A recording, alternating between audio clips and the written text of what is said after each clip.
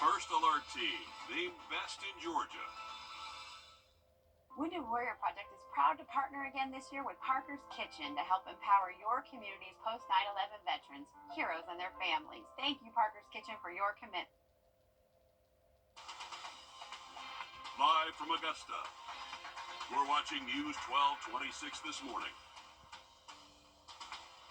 A first alert you need to be aware of coming Monday. Fire risks stay high as levels fires stay at high levels through the weekend. Tim's going to have more on what you need to know. Nearly 2 days later, fire crews still working to contain the fires burning in Aiken County. What neighbors are saying coming up. And more fires continue to burn across the Carolinas, putting countless people at risk. We have all that and more coming up in just a few minutes. But first, good morning. Thank you for joining us. I'm Nick Proto. And I'm Ashley Campbell. It is 6 o'clock on your Friday. We made it through a busy week, and it's busy over there in the Weather Center. We got a lot going on. Yeah, talking a lot about the fire risk, which is up here. The weather statement showing here, not just for a local Monday up shortly. Now 6:02. All right, thanks, Tim. Charred ground remains after 4 fires burned in Aiken County. Nearly 2 days later, firefighters only contained 2 of those fires. They're not likely to spread, but they do continue to smolder. While people can return to their homes, they are still on high alert. Your Taylor Martin is live on New Holland Road this morning, where neighbors are still on edge after that frightening experience. So, Taylor, what are they saying about it? Well, Nick, as they continue to burn on Thursday, firefighters say they're aware of it and they continue to watch over the area, which is making people who live with smoke in the air and a lingering smell, people are thankful the fires weren't worse. People we spoke to say even after living in the area for more than a decade, they'd never seen a fire like this one before. And with the burn ban in place and firefighters on the ground, they say they aren't losing hope. It was kind of devastating mentally because, I just overcame the storm, and then get a call and got a fire. And I looked at the shed and looked at how close it was to the house. I was just grateful for the firemen and the job that they've done. They've done a great job.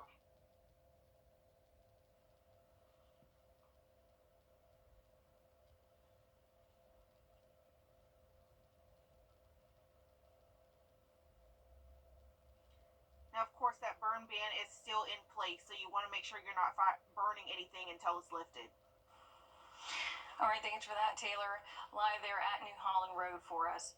6 months after being devastated by Hurricane Helene, Western North Carolina is now dealing with more severe weather. This time, as you can see, wildfires.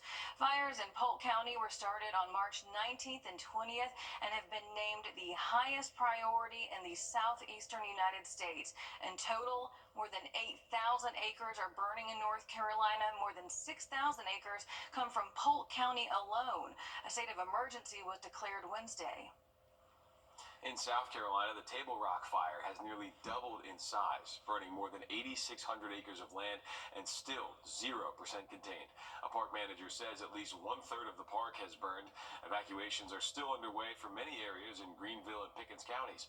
Governor McMaster will be in Table Rock tomorrow, where he's expected to speak with state emergency management officials. And with the recent wildfires burning thousands of acres, South Carolina lawmakers are trying to update the state's laws on burning. A new bill would increase penalties for burning on certain lands, and if approved, a first offense would bring a $5,000 fine and prison time of up to a year. That's 30 years. For a second offense, a maximum fine of $25,000, and prison time would increase from 60 days up to 3 years. This comes after a woman was just arrested in connection to starting the Carolina forest wildfire that burned more than 2,000 acres this month. Time now 6:05. Back here at home, an 18-year-old is facing felony charges after allegedly making false active shooter calls to a pair of Richmond County schools. The sheriff's office says that Christopher Cabarrus made multiple false reports at Josie and Leaney Walker high schools. Deputies responded to Josie and found no evidence of a shooter. The school was locked down for only about 30 minutes while deputies responded. Officials say Cabarrus faces a felony false public alarm charge, and letters were sent home to parents on Wednesday. A controversial. This is the latest system we're watching heading straight towards the southeast. Expect to see heavy showers and thunderstorms and We've issued a first alert for all of our counties here in the CSRA, and that's for the chance of strong. We are tracking a strong line of thunderstorms heading directly towards central Georgia. You can see right here, no one being spared from this first alert for today. You do have to. The First Alert Radar Network, all the sweeps are working here, keeping every neighborhood covered. Hey guys, it's Anna Christina here for Roof Savers. It's that time of year again, the perfect time to invest in your home. And what's the most important investment for your home? Your roof. If you've been worried about the age of your roof, missing shingles, black stains, or even leaks, I've got great news for you. There's a scientifically proven solution that extends the life of your roof by 17 years with just one treatment. Don't wait until it's too late. Call the team from Roof Savers now for your free roof inspection. Roof Savers, save your roof, save your money. In 2018, I had a little bit of a warm-up that'll continue with 70s and 80s through the late of next week there. 6:14. All right, thanks, Tim. A bill that aims to make South Carolina's legal system fairer has just cleared a huge hurdle after months of fights that heated up at times. And supporters think it'll help you save money on insurance rates. Your South Carolina State House reporter Mary Green explains. It took 4 weeks of debate throughout the month of March and several hours of backroom negotiations Wednesday. But senators finally approved their tort reform bill late Wednesday night and officially passed it here Thursday. What we have in the end is a real win for citizens. It's a real win for business and industry in South Carolina. And at the same time, it balances to ensure that we protect innocent victims. The Senate tort reform bill concerns how to determine who's at fault in lawsuits and how much plaintiffs are due. Supporters say their aim is to fix an unfair and broken civil justice system. It's going to affect individual South Carolinians on auto insurance. It's going to affect small businesses. It's going to affect restaurants and bars. It's going to affect large industry. It's going to affect people everywhere across South Carolina. So I think there are solutions that are being offered there. The bill's future has been murky over the course of this month, and similar legislation imploded in the Senate last year. But ultimately, this bill won over an overwhelming majority of the body, which passed it in a 35-7 vote. This is what we believe is the best result. The 7 votes against the bill all came from Democrats, who say it would benefit insurance companies and not victims or small businesses. We had no data from insurance companies that this was going to these changes would make premiums go down. It wasn't tort reform, it was insurance reform. This bill now heads over to the House of Representatives, which has taken a much more narrow approach to this matter by passing a bill that only focuses on the bar and restaurant facet of this issue. Reporting from the State House, I'm Mary Green. Earlier this month, Governor Henry McMaster stood alongside. After an accident, consider this. Insurance companies track the results of law firms. They know which ones ignore lowball offers and file lawsuits, and which ones have never seen the inside of a courtroom.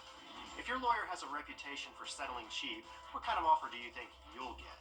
I'm Austin Jackson. At my law firm, insurance companies respect us because we stand up for our clients. Injured? Call Austin Jackson, the Augusta guy. 706-724-7224. Some moments are too perfect for words. A love so true. A night so magical. At Windsor Jewelers, we help you find the ring that tells your love story. A ring as timeless as your forever. Because when the moment is right, only the perfect ring will do. Windsor Jewelers, where forever begins.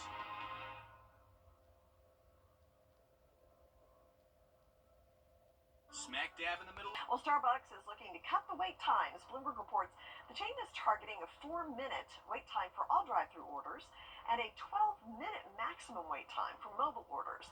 At the same time, though, Starbucks is also aiming to bring back customers who want to linger. That's for those who aren't in a hurry. The Dow posted back-to-back losses. New auto tariffs weighed on. Live from Augusta, we're watching News 1226 this morning. The fire risk still high, and we are preparing for some rain by the end of the weekend ahead of the first alert day. A lot going on, and your Tim Strong is going to help you get ready. And some fires are now contained in Aiken County, but officials still warn neighbors to stay vigilant during the burn ban. And a North Augusta neighborhood shocked after a couple was found dead in their home. Details coming up in just a few minutes. But first, good morning. Thank you for joining us. I'm Nick Proto. And I'm Ashley Campbell. 6:30 on your Friday. As we inch closer to the weekend, we've got a lot going on in the Weather Center. Yeah, we've been tracking all week what could be nice and comfortable here. One of the warmer days that we'll see for the work week, and they just may stick around for a while. So much more in the forecast for today and the weekend coming up shortly. 6:32 the time. All right, thanks for that, Tim. We spoke with one of the firefighters from Couchton who helped battle a fire on Glass Rope Road, and he says the conditions right now made that fire difficult to contain. From the hay fields that can catch fire easily to the windy conditions that spread the fire even quicker. During these times, he is stressing the importance of following this burn ban that is in place all across South Carolina. Be mindful, and while the burn ban's on, if somebody's burning, let somebody know. Or just politely ask them, say, you know, the burn ban's on, please put it out. Make sure it's really out too, because you really need to soak it. It's wind, gets it, it'll dry it out. I've seen fires start 2 or 3 days later after a pit's been put out, a fire pit or something's been put out. Firefighters really trying to drive that home. Do not burn anything, they say. And he adds that you can call 911 if someone does not put out a fire, and a fire department will come to extinguish it. And 2 days later, after fires burned through Aiken County, only half are contained right now. Firefighters made perimeters around fires in Vaucluse and New Holland, but those 2 more fires are still going and smoldering. But people in the area were able to return to their homes after having to evacuate Wednesday. Neighbors there thankful to be back, but are staying vigilant as the risks for fires continue. Your Taylor Martin is live on New Holland Road now with how they're staying safe. Taylor, what do you have?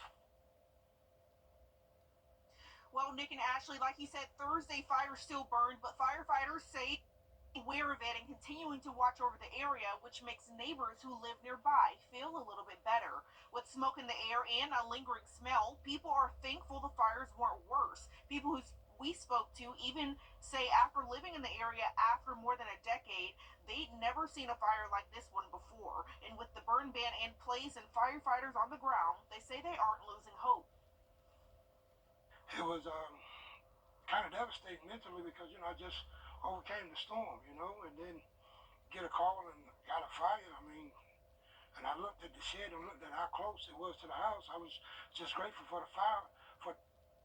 Now, again, they say that burn ban is still in place, so you want to make sure that you don't burn anything until it's lifted. Yeah, firefighters really making sure we get that point across because they say people still aren't listening and continuing to burn here. So just wait. We'll hopefully get some rain and we can burn things again. Taylor Martin live there on New Holland Road for us. Crews broke ground on the Hive in North Augusta after nearly 2 decades of planning. The project is set to bring housing, restaurants, and businesses to the area, but that increase is exactly what people are worried about. They're worried the influx of people will create more traffic, drive up costs, and dilute the character of North Augusta. We live there because it's small town charm. It's easy to get around, and we've got everything there that we want just about. All of this development is just going to make life harder for the average North Augusta. City leaders say new traffic lights should help ease any concerns people have with possible congestion. Developers say the first thing you'll see completed will be apartments, and everything should start to come together by next spring.